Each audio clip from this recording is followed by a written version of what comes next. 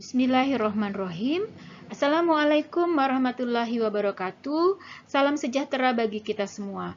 Senang sekali kami bisa berjumpa dengan Anda, mahasiswa Prodi Diploma 3 Gizi serta mahasiswa Prodi Gizi dan Dietetika Program Sarjana Terapan yang mengikuti mata kuliah Mikrobiologi Pangan dan sekarang akan melaksanakan praktikum di Laboratorium Mikrobiologi Pangan. Sebelum kita membahas tata tertib yang berlaku di Laboratorium Mikrobiologi Pangan, maka saya akan perkenalkan tim pembimbing praktikum Mikrobiologi Pangan, yaitu saya sendiri, Bapak Rahmani, Ibu Sri Wahyuni, dan Ibu Ratna. Adapun tujuan dari dilaksanakannya praktikum mikrobiologi pangan ini adalah untuk menyajikan konsep-konsep dasar mikrobiologi pangan, kemudian Anda akan diajarkan teknik dan prosedur dasar di laboratorium mikrobiologi pangan, dan Anda juga akan diperkenalkan dengan berbagai organisme dalam mikrobiologi yang berkaitan dengan pangan, serta teknologi pangan berbasis mikrobiologi. Selain itu, Anda juga akan diperkenalkan teknik mikrobiologi dalam pengujian sanitasi, peralatan penyiapan, dan penyajian makanan. Sebagaimana halnya pelaksanaan praktikum mikrobiologi pangan di tahun-tahun sebelumnya, maka setiap kelas Anda akan dibagi menjadi dua grup besar, yaitu grup A dan grup B, di mana masing-masing grup dibagi pula menjadi 6 kelompok yang di dalamnya beranggotakan sekitar 3-4 orang mahasiswa. Baik, mari kita simak jadwal pelaksanaan praktikum untuk kelas D3. Pada hari Selasa, tanggal 9 Maret, Anda diwajibkan mengikuti penjelasan tata tertib, baik untuk grup A dan grup B melalui link YouTube. Kemudian pada hari Jumat, tanggal 12 Maret, jam 8 sampai jam 9, baik grup A maupun grup B mengikuti penjelasan mengenai pengenalan alat, media, dan penggunaan mikroskop juga melalui link YouTube. Perhatikan bahwa kelompok A harus masuk di laboratorium mikrobiologi pangan pada jam 9 hingga jam 10 untuk melakukan foto alat dan latihan penggunaan mikroskop. Dilanjutkan grup B pada jam 10 sampai jam 11. Selanjutnya pada pekan-pekan berikutnya, Anda akan melaksanakan praktikum materi morfologi serta pewarnaan kapang dan kamir, pangan fermentasi, isolasi mikroba, analisis kuantitatif mikroba, serta uji sanitasi alat. Anda perhatikan bahwa Anda diwajibkan mengikuti penjelasan mengenai praktikum-praktikum tersebut sebelum praktikum dilaksanakan melalui link YouTube, dan tinggalkan nama serta prodi di kolom komentar sebagai tanda kehadiran Anda. Kemudian yang harus diperhatikan juga adalah Anda harus menghubungi laboran Bu Ratna atau Ibu Yuni untuk persiapan bahan pada praktikum berikutnya. Baik, mari kita simak jadwal pelaksanaan praktikum untuk kelas D4. Senin, tanggal 8 Maret tahun 2021, jam 8 hingga jam 8.30, grup A dan grup B akan dilakukan pembagian modul praktikum, sehingga Anda diharuskan hadir di laboratorium atau perwakilannya. Kemudian jam 9 hingga jam 10, Anda mengikuti penjelasan tata tertib melalui link YouTube. Hari Senin tanggal 15 Maret, baik kelompok A maupun kelompok B, Anda diwajibkan mengikuti praktikum secara daring melalui link YouTube untuk pengenalan alat, media, dan penggunaan mikroskop. Anda perhatikan pada hari itu juga, jam 9 hingga jam 10, maka grup A harus masuk di laboratorium untuk melakukan pemotretan alat dan latihan penggunaan mikroskop. Dilanjutkan dengan grup B pada jam 10 hingga jam 11. Selanjutnya, mulai pekan depannya lagi, Anda akan mengikuti praktikum dengan materi morfologi serta pewarnaan kapang dan kamir, pangan fermentasi, isolasi mikroba, analisis kuantitatif mikroba, serta uji sanitasi alat. Yang Anda harus perhatikan bahwa setiap akan melakukan praktikum tersebut, maka Anda harus menghubungi laboran Ibu Ratna untuk melakukan persiapan bahan pada praktikum berikutnya. Kemudian Anda diwajibkan mengikuti penjelasan praktikum tersebut melalui link YouTube yang akan dibagikan, dan Anda harus meninggalkan nama serta prodi di kolom komentar sebagai tanda kehadiran Anda. Selanjutnya mari kita bahas tata tertib di Laboratorium Mikrobiologi Pangan. Yang pertama adalah alat-alat pribadi yang harus Anda miliki dan selalu dibawa adalah sandal jepit khusus laboratorium yang harus Anda simpan di loker. Tidak usah dibawa pulang selama semester ini berlangsung. Kemudian jas laboratorium, masker sekali pakai atau masker medis dan face shield, serbet bersih, korek api, alkohol dalam botol kecil, dan ini dapat Anda isi di laboratorium apabila habis, kemudian kertas tisu gulung dan stiker label. Nah, ini adalah loker yang disiapkan untuk Anda menyimpan peralatan Anda selama proses praktikum semester ini berlangsung. Peserta praktikum akan dibagi masing-masing 2 buah kaca objek dan penutupnya yang menjadi tanggung jawab peserta selama praktikum berlangsung. Alat-alat tersebut harus dikembalikan dalam keadaan baik pada akhir semester. Apabila ada kerusakan, tentunya Anda harus mengganti. Peserta hanya dapat menggunakan mikroskop yang menjadi tanggung jawab kelompok, kecuali bila diizinkan oleh pembimbing praktikum. Periksalah kelengkapannya sebelum dan sesudah bekerja. Segera laporkan bila ada kekurangan. Selesai bekerja, kembalikan mikroskop ke tempat semula. Perhatikan bahwa tas dan benda-benda lain milik Anda yang tidak diperlukan dalam praktikum harus disimpan di loker, di dalam maupun di luar. Jangan diletakkan di meja kerja Anda. Kenakan jas lab selama Anda bekerja di lab. Jas lab ini akan melindungi Anda dari kontaminasi yang tidak disengaja dan percikan zat warna atau kimia yang digunakan. Cucilah jas lab setelah praktikum sehingga jas selalu dalam keadaan bersih ketika masuk laboratorium mikrobiologi pangan. Tentunya kita tidak mau pekerjaan kita di lab akan terkontaminasi oleh mikroba lain yang Anda bawa dari luar ataupun sebaliknya. Kenakan sandal khusus laboratorium dan letakkan sepatu di rak dengan rapi. Ingat bahwa sandal khusus lab tidak boleh digunakan di luar lab. Inilah ruangan laboratorium mikrobiologi pangan, tempat Anda nanti akan melakukan praktikum mikrobiologi pangan. Cara menggunakan alat pelindung diri di laboratorium mikrobiologi pangan adalah Anda menggunakan jas lab, kemudian masker, face shield, dan sarung tangan silikon apabila diperlukan. Sarung tangan silikon ini digunakan setelah Anda mencuci tangan. Ketika Anda menggunakan jas laboratorium, kerudung yang Anda gunakan itu Anda masukkan ke dalam jas lab, kemudian Anda kancingkan dengan rapi. Untuk Anda yang berambut panjang, rambut harus diikat ke belakang, dan Anda yang berponi, Anda harus menjepit rambut Anda agar ketika Anda menunduk itu tidak akan jatuh ke atas api ketika sedang bekerja. Jangan lupa di saku jas lab selalu sediakan serbet untuk mengelap tangan Anda, kemudian tisu,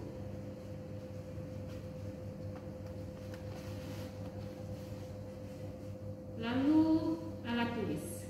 Sekalah meja kerja dengan disinfektan sebelum dan sesudah kegiatan laboratorium, kemudian Anda cuci tangan dengan air dan sabun sebelum dan sesudah kegiatan lab. Jangan merokok, jangan makan dan minum di laboratorium. Jauhkan tangan dari mulut, hidung, dan telinga selama bekerja di laboratorium agar supaya tangan kita tidak terkontaminasi oleh mikroba yang ada di tubuh kita. Perlakukan semua mikroorganisme yang Anda tangani sebagai patogen. Memang sih kebanyakan biakan yang disediakan di laboratorium mikrobiologi pangan tidak berbahaya, tetapi diantaranya berbahaya. Jangan membawa keluar biakan mikroorganisme apapun dari ruangan laboratorium. Berikut ini akan saya jelaskan bagaimana cara Anda menseka meja kerja dan mencuci tangan sebelum dan sesudah Anda bekerja. Sebelum memulai pekerjaan kita harus membersihkan meja kerja tempat kita akan bekerja. Pertama-tama kita singkirkan terlebih dahulu peralatan yang sudah kita siapkan. Lalu kita bersihkan dengan menggunakan disinfektan. Dan kita lap dengan lap khusus meja. Jangan digabung dengan lap untuk tangan.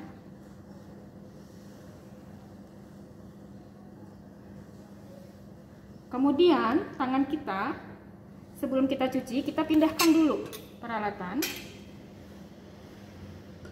yang akan kita gunakan ini. Kita siapkan di bagian meja yang sudah kita bersihkan. Kemudian kita cuci tangan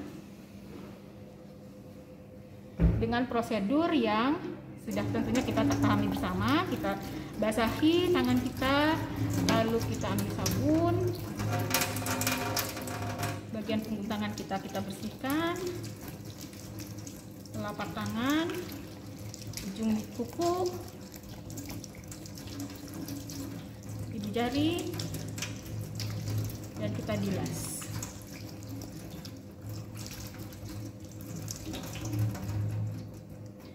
Jangan lupa kita keringkan dengan serbet yang kita miliki masing-masing. Jangan bertukar dengan kawan. Setelah itu, ketika kita siap akan bekerja, kita sterilkan lagi tangan kita dengan menggunakan alkohol.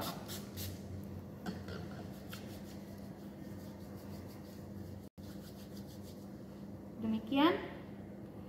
Setelah pekerjaan kita selesai, kita harus membersihkan kembali meja kerja yang telah kita gunakan.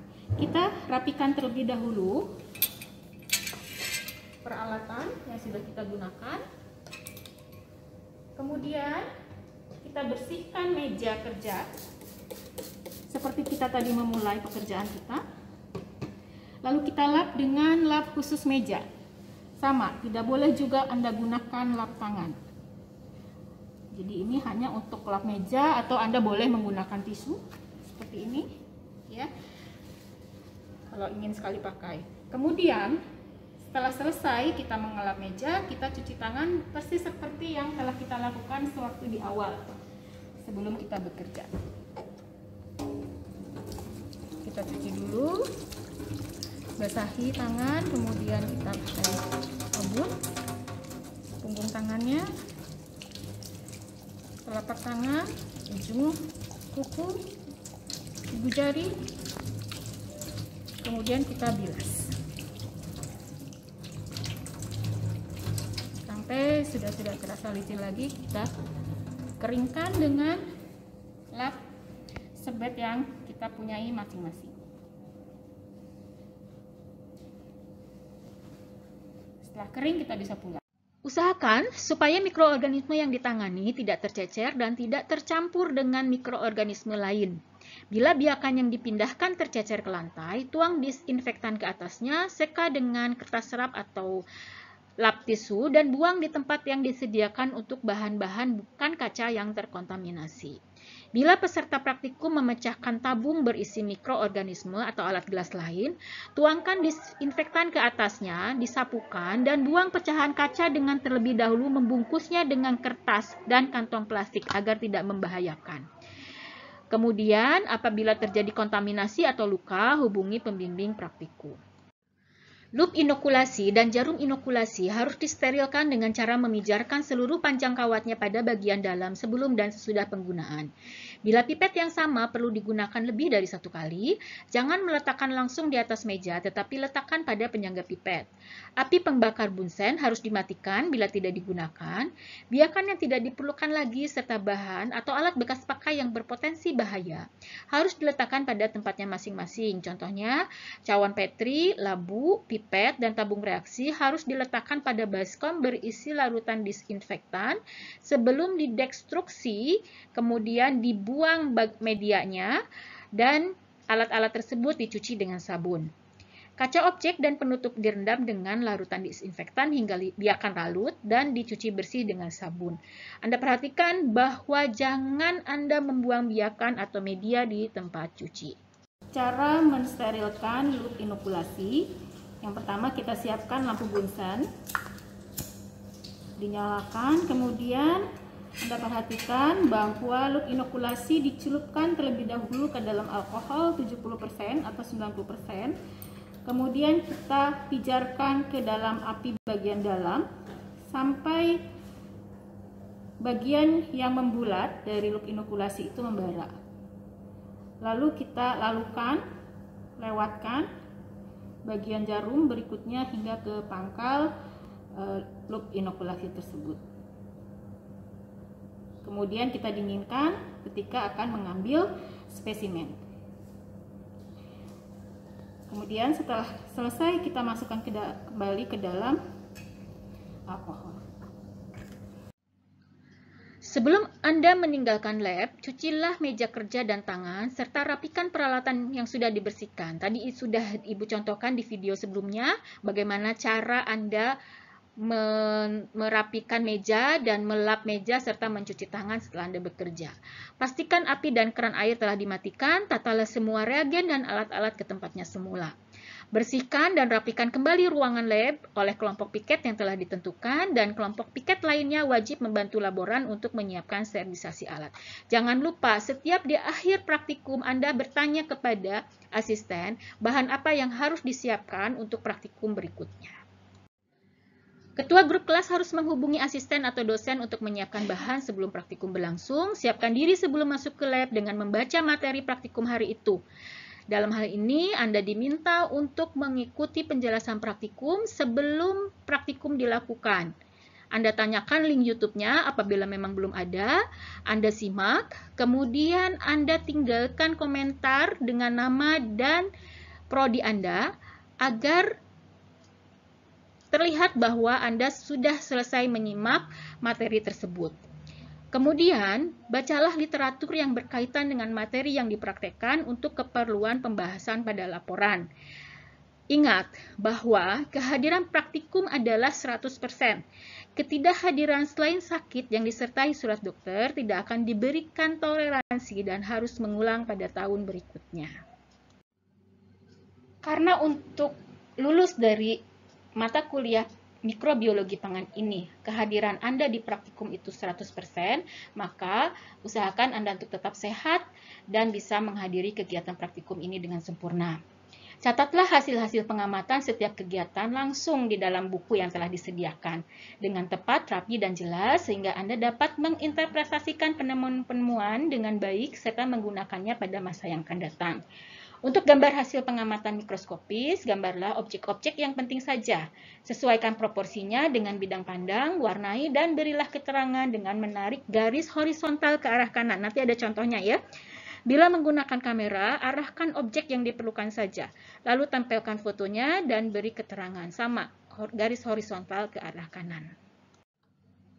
Inilah cara menggambar dan memberikan keterangan pada gambar. Jadi Anda menggambar hanya bagian-bagian yang perlu saja. Jadi tidak usah keseluruhan apa yang Anda lihat di bawah bidang pandang di mikroskop itu Anda gambar. Hanya mikroorganisme yang kita maksudkan saja yang Anda gambar. Ya, kemudian berikan keterangan dengan cara menarik garis horizontal ke arah kanan dan tulislah identitas dari hasil pengamatan Anda tersebut. Nah, inilah contoh bagaimana Anda menggambar, kemudian menarik garis horizontal ke arah kanan untuk memberikan keterangan. Jangan lupa Anda beri label pada alat-alat yang digunakan sebagai wadah, baik untuk tabung biakan, cawan Petri, labu Erlenmeyer, botol pengencer. Label antara lain berisi catatan nama mahasiswa atau kelompok, tanggal, bahan, media, jenis mikroorganisme, faktor pengenceran bila ada pengenceran, dan keterangan lain yang diperlukan untuk informasi pelaporan, dan agar pekerjaan Anda tidak tertukar dengan pekerjaan orang lain. Kemudian tempelkan label pada leher tabung biakan, bagian pinggir bawah cawan Petri, dan bagian badan labu Erlenmeyer atau botol. Label harus dibersihkan betul-betul setelah praktikum selesai. Ini adalah contoh bagaimana memberi label pada alat-alat gelas yang digunakan. Untuk tabung biakan seperti ini bisa dibuat